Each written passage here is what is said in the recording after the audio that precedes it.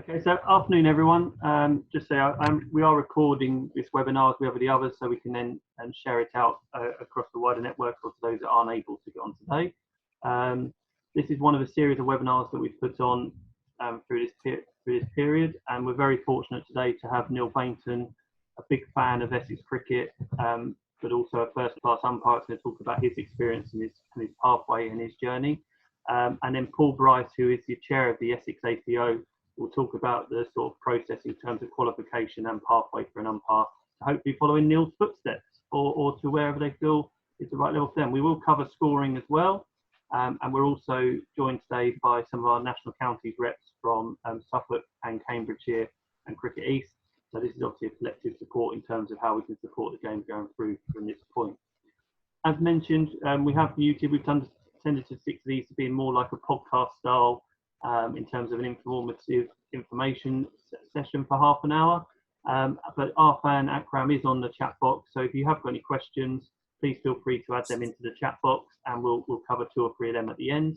And any other questions will be answered and then added to the slides that are added to the website going for future use. But as I say, we're very fortunate for Neil to give up his time. As you might have heard, he was supposed to be at Chelmsford this week umpiring, but he's kindly given his time up just to talk through his journey as an experience as an umpire and go through. So thanks very much, Neil. Over to you. Thanks, Dan, and hello, everybody.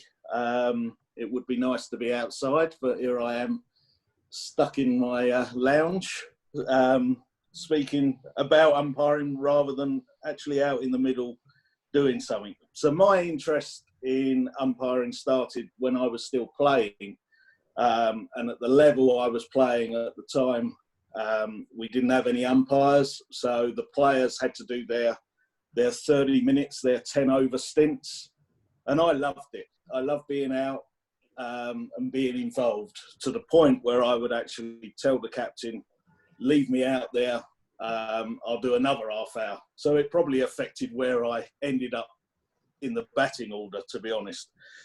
But I love being involved and out in the middle. And so I decided at a young age to give up playing and concentrate on umpiring. Lots of people thought that was the wrong decision. A lot of advice about you need to play as long as you can. But I made that decision to pack up playing at an early age. And it's the best decision I ever made, much better than any decision I've made on a cricket field. It's led me to umpire all over the world. And in England, I've umpired on all the test grounds. I would never have got that opportunity as a player. So my journey really took me from umpiring Colts cricket on a Sunday morning, to men's second, third 11 stuff, progressing to first 11 men's matches. And then in 1992, I think it was, when the Essex League decided to form an umpires panel, I was involved with that from the start. From there, it's umpiring Essex under-19s, Essex Academy matches. And then fortunately, I was fortunate enough to get onto, at the time, the Essex second 11 umpires list. Things have changed slightly now, and those appointments are done centrally by the ECB. But at the time, when I was coming through, they were still done by the county. So I got onto the Essex second 11 list, and suddenly you're umpiring county second 11 championship matches and that sort of thing. The next step up for me was minor county cricket. Now that's now what is now called the national counties.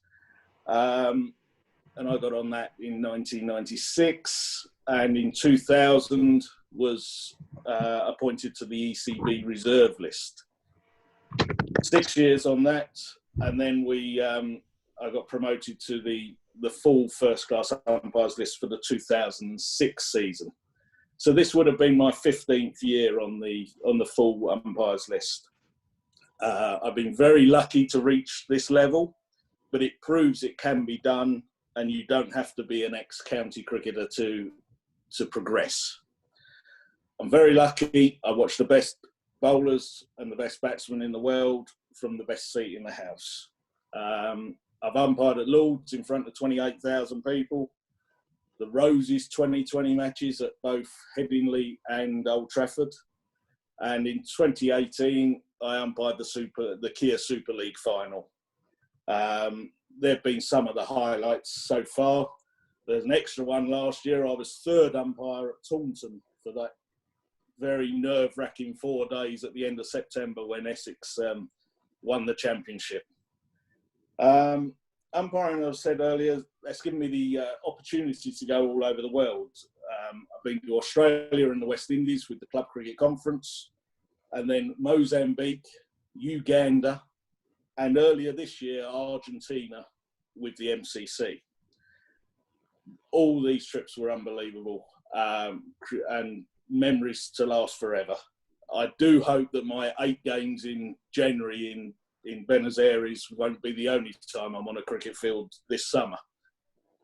Of course, they're the highs, and there are also some lows. You can't get every decision correct. We try to, but we don't get things wrong on purpose. When you know you've got something wrong, you need to be able to park that very quickly, because the next ball is the most important. Never even things up by making another poor decision. And then at the end of the day's play, you can think about the mistake and how you can learn from it. More and more clubs are now streaming their matches, which enables umpires to be able to look at some footage after the game and identify possibly where things have gone wrong. The higher you progress, this may lead to games eventually live on the telly. And to be honest, you quickly forget that the cameras are there and you're just out in the middle, it's another game. But it's always a great relief when you come off at the end and everything's gone well. My one thought about being live on the telly, though, is try to stay on your feet, as falling over on live TV can be a touch embarrassing. Umpiring at the level I do, well, as I said, there are more highs and lows, and the players will appreciate having you there, as it makes their games more enjoyable. And I've been very lucky. I've been out on the field with some of the superstars of the world, Shane Warne, Murali, Steve Waugh, Brian Lara, Kohli. But the one I missed was Tendulkar. Whenever I've umpired India, he was always rested for a county game, which was a shame. It would have been great to have watched him bat from 22 yards away. And of course, there's all the England players and the England women's players that I've been lucky enough to be on the field with. Of course, it's also great, my first-class colleagues to umpire with. I was very lucky early in my career to stand with people like David Shepherd, Nigel Plews, Peter Willey. And of the current umpires, I stood at Colchester, actually, in Michael Gough's first ever championship game.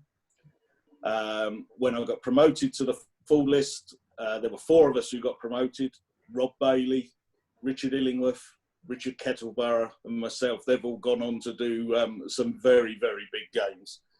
And I'm quite proud of the fact that I was the only Southerner at Richard Kettleborough's wedding. Another one that's great to stand with is Ian Gould, and he's just had a book published, and I was very surprised to get a mention, and even more gobsmacked at what he wrote about me. So the man's an absolute legend. The group of first-class umpires were a close group, and this though I think extends at all levels of umpiring. Umpires are normally very supportive of each other, and are always happy to help each other if things are not going quite so well. So finally, I'd like to encourage anyone to get into umpiring. You don't all have to want to umpire professional cricket. Just doing the local 30-11 can be just as rewarding for you and for the players. And I look forward to seeing as many of you as possible out in the middle soon. Thank you very much. All yours, Dan. Thank you for that, Neil. And as mentioned, we will have some questions at the end, but feel free to put them into the chat box, and Arfan can pick them up at the end. But what I'd like to do now is move on to Paul Bryce, who can follow up from Neil and sort of give you an outline of what the current ECB and ACO pathway is for umpires going through. Obviously, some of you are fellow colleagues of Neil as umpires already, and some of you might be within your clubs looking at how you support people who are interested going on that pathway. So I'll pass over to Paul. Okay, good morning, everybody. Well, sorry, good afternoon, everybody. What I'm going to run through very briefly is as Dan said, the pathway of what's opportunities of courses leading you on to physically umpiring on the field of play. Whilst we're in lockdown, it's probably a great opportunity for anybody who's literally just starting out, or anybody that's been playing cricket for donkey's years and don't know the laws of the game. The MCC have an e-learning platform which you can all register for, you can all run through, and you get a little certificate at the end to say that you've gone through the laws of cricket. There are plenty of people around that could actually help you out if you are unsure of any of the information coming through. Leading on to the ACO courses, we have 5 immediate courses available at the moment. The basics of umpiring, which is the first step onto the field of play, gives you the very, very basics, the minimum amount of what you really need to know when you step on to do your half an hour of umpiring at club level. This is actually an online course, and it's actually detailed a 5 to 10 over course, so you can go on to the ECB ACO website and find out, just click in and register for the basic umpiring course. The ECB have been monitoring the number of people enrolling during the lockdown, and this morning I had received an email to say that over the country, over 1,000 people have actually hit this course to run through during a lockdown period. So again, it's a great opportunity, but the laws is the first thing you need to look at. Moving on to the introductory course, which ironically, when we had the club day at Chelmsford, we actually had nearly 30 people interested in running that. We had 2 courses already arranged, and unfortunately the coronavirus has put the postponement on those, but we'll resurrect them later on. The introductory course is between a 2 and 4 hour course, which means it can be done in one day, and it will go through again basic laws, LBW. We won't cover that in that time, but it will go through the basics of LBW, the no ball law, and so on. What we call the important laws to know before you actually start out. So that one's 2 to 4 hours. Having completed that, you now move on to the real nitty-gritty of stages 1, 2, and 3. Stage 1. Again, that's an online course which has been placed online very recently, and over 2,500 people have actually registered to do that course nationwide, which is very encouraging. Stage 1 is a basic recreational, so that will get you into running or umpiring a complete match rather than just a half an hour session. If you want to aspire to be on one of our league panels, you need to get through to stage 2. Stages 1 and 2 are very similar, and my view is they should actually be amalgamated because there's a lot of overlap between the two. When you go through, for example, LBW, you go halfway through it on stage 1 and then finish it off on stage 2. It'd be much more sensible to run the entire piece together. But stage 2, again, it's a course which currently can't be run online, but it's actually a face-to-face course, and the candidate will do 90% of the work. Once you've aspired to being on the league, you've probably done the panel for, let's say, 2 or 3 seasons successfully. You might aspire to go on the stage 3 course. Stage 3 will actually get you ready to umpire Premier level cricket. Doesn't mean to say you've been on the stage 3 and you will actually obtain appointments for the Premier League, but it does mean you'll be ready as far as the training is concerned. And once you reach the Premier level, it will be like umpiring at a very, very high level, because a number of our Essex cricketers have actually started at the Premier level, and some of them, when they retire, to actually play at the Premier level anyway. So it will be a very high standard of cricket for you to aspire to.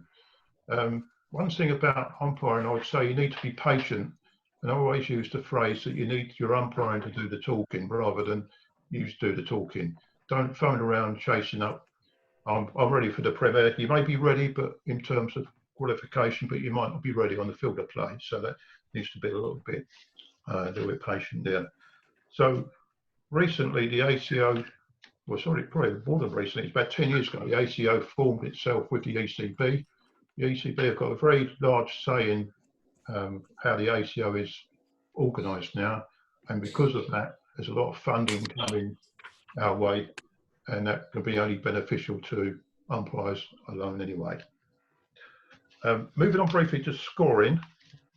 Now, online scoring at the moment is a basic scoring course, which again is over 1,000 people have registered to go on the basic scoring course. The introductory course will be just previous to that. Should be very interesting for scorers, and we at County ACO are now looking to expand our scoring setup, and hopefully with discussions in the next week or so we should have some better news on how our structure is going to be formed at County ACO level. That being the case, we hope to have a lot more trainers than we've had in the past, so that will be only beneficial. Going with scoring, you move on to what's called a club scorer course, which means you can actually, or you'll be qualified to score an entire match for a club, which will include league games and so forth. And after that, you have a level 1, 2, 3, which will progress you through the pathway of the level in which you're going to be scoring. Apart from the actual courses on scoring, you will have the opportunity to do CPD sessions on Duckworth Lewis Stern, linear scoring, and also the electronic scoring. The electronic scoring is extremely important because a lot of the stuff is done online now, as we all know. Makes life a lot easier for the scorers. It also makes life a lot easier for everybody else. So the records will be there for people to actually look at after the game. Batsmen will come up and be able to look at wagon wheels to see where their shots actually went, whether they meant it or not. That's where they ended up going. The sixes could go over any part of the ground, but they would then know in an instant. So statistics and cricket have always gone hand in hand, but now it's even more so with the electronic scoring systems available. So if anybody is interested in any online courses, as I say, go on the ECB ACO website. It'll be quite straightforward to get through there. If you have any questions, you'll get my name and contact at the end. You'll have contact names of other people as well, and we'd be more than willing to help you progress. Thank you. Yes, thank you very much, Paul. And again, like any questions, I know we've got a few in already for Neil that we'll go through the end. But just to wrap up, obviously within clubs, I know everyone here from clubs and setups, in individuals, and it's a great opportunity now with the online courses. And I know certainly we've picked up, and as Paul mentioned with stats there, the people that are taking this time to go through those online courses and just upskill and get some a chance to get a better understanding and be able to help support the game and their clubs as well. But also, we have recently started to run what's sort of like a T10, sort of that idea of an umpire or scorer that just needs to cover 10 overs in a game, or a parent or a supporter. Certainly within our girls program, it's been quite popular, and obviously there's huge opportunities within women's cricket at the moment in terms of developing umpires and scorers as there is in the whole game. And we're able to run these as well, just at clubs or with a collection of clubs where they're very short, a couple of hours, and we'll go over both umpiring and scoring, just giving the real basics and hopefully attracting interest for people to go on to then the further courses as Paul mentioned and become members of the ATO and keep supporting our great game as we go. And hopefully a few will only follow in Neil's footsteps, but also from a scoring point of view, those that know Tony Choate, who is the Essex scorer, he scored the World Cup final last year. Which is an amazing achievement and obviously an amazing day for everyone. But, for him to be there and be able to score that is certainly a memory he won't forget. And also these T10s, we're certainly linking in with the new sort of Dynamos program that's coming out and the young cricket officials, which will be linked into the ACO as a way of just sort of giving some real confidence to some of those sort of younger players who might want to start picking up and umpiring and scoring as well and helping the game to flow through. So again, if you are interested in these, please contact either your ACO or the county cricket boards. and we'll be able to sort of give you some more information around how we can put these together for you. Just on that note, and before we just go to the questions, there are the contacts. I know, like I say, we've predominantly got Essex, but we've also got people from across the region. So it's important to know that your contacts are there available for you as well if you need to. And at just this point, I know I've got Rob on from Suffolk, so I don't know if you want to add anything, Rob, on top of what's been mentioned. Thanks, Dan. No, just really to say, obviously, thanks as always to Essex for obviously allowing the other county boards to dial into this call. Interesting to obviously hear, you know, Neil's experiences as an umpire. I think some of us can all appreciate that at whatever level of game we've umpired. And really just to encourage to obviously look at the online sort of courses available and, you know, pass that message on, and hopefully we can get a few more people interested in umpiring and scoring. Thanks, Rob. And Ben from Cambridgeshire. Ben.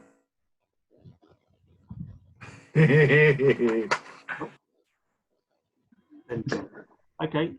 Again, same information. The contacts are all there for you if you need to get onto it. So, Arfan, some questions that we can give over here. Got to leave a couple for Neil. Okay, yep. I'm going to start off with the first one for Mr. Bryce from Madusdan. Is it too late to be starting your umpiring career in the 40s? My answer to that is not at all. There's a number of umpires that have started in their 40s.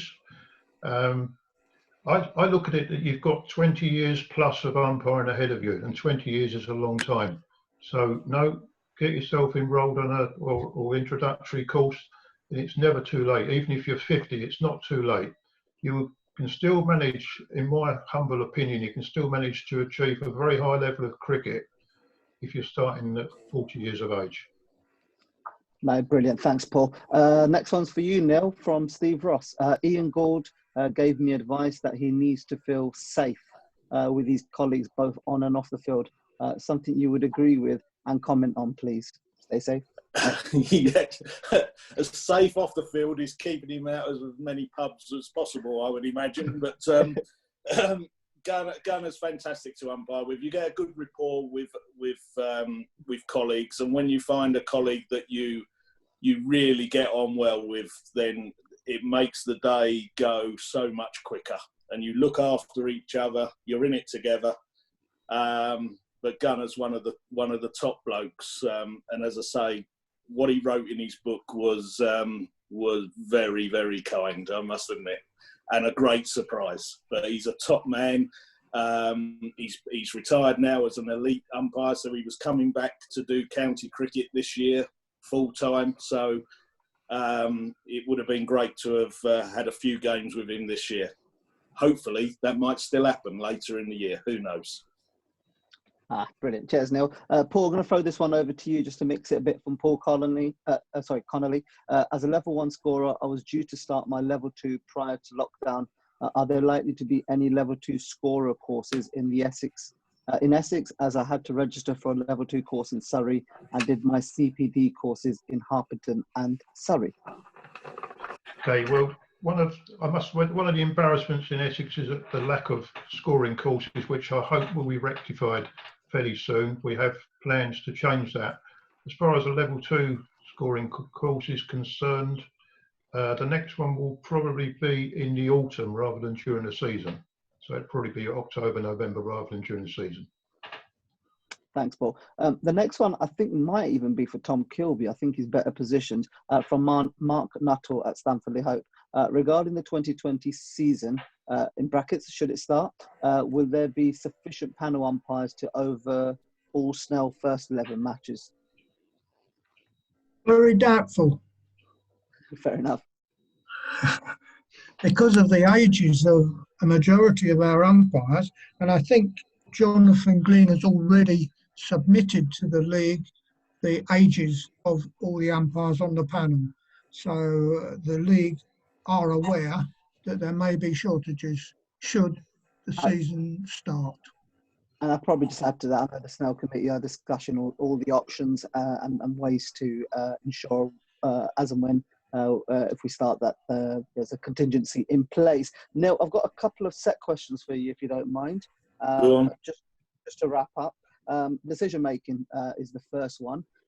Obviously, as you rightfully alluded to, umpires do make mistakes. Do you try to talk to a player if you feel his facial expression thinks he's had a bad decision after the game? It depends. Yes, it depends how he reacts. If he reacts very badly, then unfortunately he's going to be in disciplinary trouble. Whether it's the right decision or not, he's got to accept the decision and get off. However, if I know I've made a mistake, I will normally, and the player's walked off all right, you know, a bit, he's disappointed, but he's gone off not showing dissent or anything.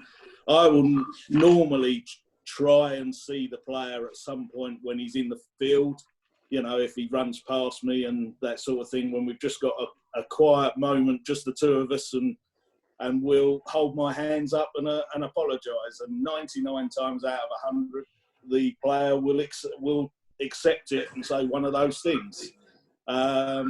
You know, you don't want to be giving the same bloke out wrong too often, though, because then he definitely won't think much of you.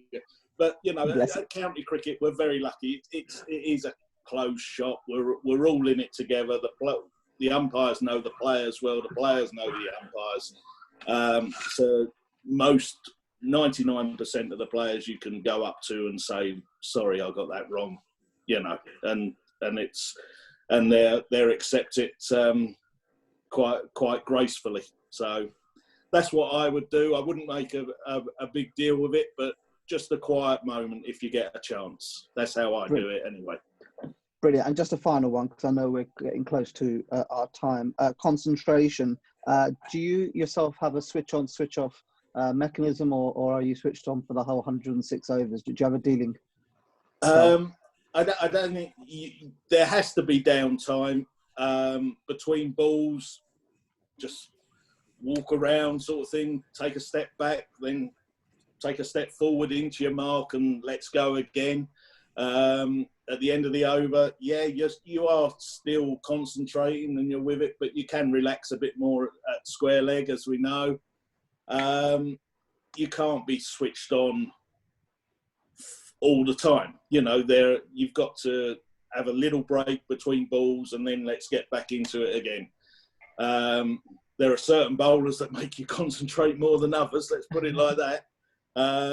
Simon Harmer, for example, at Essex, you know, what a superstar bowler he is, and you're there every ball with men round the bat, and that's hard work at times. And you just got to hope you get lucky, to be honest, at times, and pick up those little inside edges. So yeah, you've got to keep concentrating, but you've got to have a little break between balls of just step back and then let's go again, sort of thing. Brilliant. Sorry, one more. Madison sent another one. It's a pretty long one. I'm just going to sort of brief it, if you like. Obviously, players get excited. I think he used the word abuse, but let's just say push the umpires or others. He wants to know, how do you handle it in county international cricket, and do you have any recommendation on how you intervene when you intervene? I think sometimes you get a sixth sense of what's going on, and you might be able to have a quiet word with a bowler or a captain before it develops. But sometimes it can come from nowhere, to be honest, and suddenly a bowler gets disappointed that you haven't given someone out and it's the end of the world. You get the captain involved and get him to try and sort his player out. Of course, if he's gone too far, then he gets reported. And if it's gone really too far, then there's level 3s and level 4s, you know, depending on what he's done. But in county cricket, I'm very lucky that they're paid to play, and if they're getting reported and suspended, it's going to affect their livelihoods. So at the level I do, I'm very lucky we don't get too much dissent, let's say. Fair enough. And a final question, personal question for me, Neil. Would you rather umpire Shane Warne for 50 overs or whitewater rafting in Lake Victoria? I'd have Shane Warne for 50 overs because he'd tell me whether it was in or out anyway. Brilliant answer. Dan, back to you. Thank you very much. And huge thanks to Neil for giving up his afternoon to sort of come on to you. I know those that have known Neil around the circuit, and he's a massive fan of club cricket and junior cricket for us, still doing all the appointments that he is. They're always able to answer and take time to talk cricket and support the fellow colleagues, whether on the playing field or on their journey to becoming an umpire and scoring. So thank you very much. And again, thank you for Paul for putting together the tie. And as Tom says, we are going to be in interesting times when we're able to get back out and activate playing. And one of the reasons for these webinars is to showcase that there is opportunities, and we can use this time to activate a few more people to get through the courses. And as we said, it was great with the numbers to hear that have started to sign up. So please share those links around to people. A few players I'm sure you can think of that would benefit from going through those websites and those links as well. The more people we can have supporting the game, the better as we go forward. So thank you very much for today. The next webinar will be on Thursday at 5 o'clock, which is our marketing and commercial team just talking about and helping clubs in terms of how they might be able to support the communication and also to obviously bring in hopefully some income for their clubs as well as we move forward. But thanks again, once again, to Neil and to Paul. And we'll get the rest of the questions and the webinar up as soon as possible. So thank you very much. Thanks.